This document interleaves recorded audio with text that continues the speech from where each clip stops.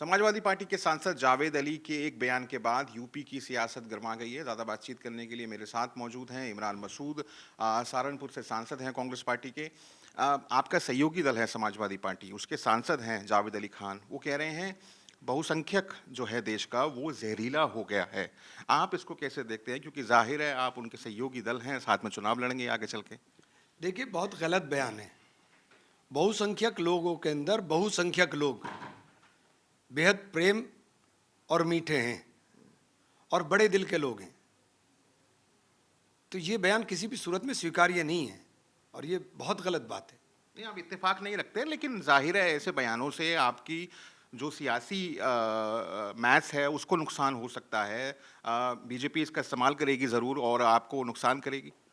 मैं कह रहा हूँ कि देखिए, फ़ायदा और नुकसान देश के लिए नहीं सोचा जाता। देश के लिए देश की बात सोची जाती है और देश की बात यह है कि देश के अंदर भाईचारा और प्रेम बना रहे। तो ये किसी भी सूरत में स्वीकार्य नहीं है। जब आप सांप्रदायिकता के खिलाफ लड़ने की बात करते हो तो फिर ये नहीं हो सकता कि आप केवल एक सांप्रदायिक लोगों के खिलाफ बोलो। जो भी सांप्रदायिक है, चाहे वो इधर से बोले या इधर से बोले, हम दोनों के खिलाफ हैं। अच्छा, ओवैसी साहब की भी एंट्री हो गई है उत्तर प्रदेश में। कल उन्होंने रैली करी बहराइच में। उनका साफ तौर पर ये कहना है कि हम हराएंगे बीजेपी को और वहाँ पर वो गठबंधन भी साथी ढूंढ रहे हैं। आपको लगता है ज़मीन उनको मिलेगी वहाँ पर उत्तर प्रदेश के अंदर? देखिए, किस तरह हराएंगे? कोई नहीं हरा पाएगा। बीजेपी को हराने का काम नाम सिर्फ राहुल गांधी है। राहुल गांधी, दो विचारधाराओं की लड़ाई है इस वक्त देश के अंदर।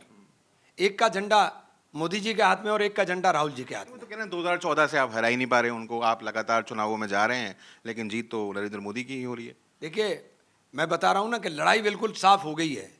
लड़ाई राहुल गांधी जी के नेतृत्व में ही लड़ी जा सकती है। आप कुछ नहीं कर पाएंगे। आप क्या कर लेंगे? ज़्यादा से ज़्यादा 5-7 एमएलए जिता लेंगे, सरकार बीजेपी की बन जाएगी। उससे फ़ायदा क्या होगा? उससे कुछ फ़ायदा नहीं होगा, कुछ हासिल नहीं होगा। आप कह रहे हैं जैसे बिहार में कई लोगों ने कहा कि वो आपने बड़ा नुकसान किया कांग्रेस का, आरजेडी का। आपको आशंका है, डर है कि आपका नुकसान यहाँ पर भी करेंगे? बड़ी तादाद है मुस्लिम कम्युनिटी की। लोगों की समझ में आ रहा है, लोगों की समझ में आ रहा है, लोग जान रहे हैं। पिटता कौन है? पिटते तो हम हैं। सरकार बदलेगी, बुलडोजर हमारे ऊपर चलेगा, टांगों में गोली हमारे लगेंगी। पिटता कौन है? इसलिए खामोशी के साथ बैठ जाए। बार बार कह रहा हूं, जाओ मुसलमान ये कहता है कि मैं बीजेपी को हरा दूंगा, वो कभी नहीं हरा सकता। बीजेपी और जीतेगी। आप बैठिए आराम से। लड़ाई लड़नी है ईमानदारी के साथ। राहुल जी के हाथ मजबूत करिए, बस लड़ाई जीत जाएंगे। अच्छा, इसके अलावा टीएमसी के जो सांसद है उन्होंने अब अपना एक नया गुट बनाने के बाद विलय भी कर लिया है एनसीपीआई के अंदर। आप मुझे थोड़ा ये समझाइए कि आप किस तरह देखते हैं लोगों का छोड़कर जाना, दूसरी पार्टी में चले जाना, और अल्टीमेटली फायदा इसका बीजेपी को ही होगा। एनडीए का हिस्सा बनेंगे, सबसे बड़ा सहयोगी दल होंगे वो। जेडीयू और टीडीपी से भी बड़ा दल होंगे उनका सहयोगी अब से। किस मुंह से जाएंगे अपने क्षेत्र में? क्या कहकर जीत कर आए थे? क्या जवाब देंगे लोगों को?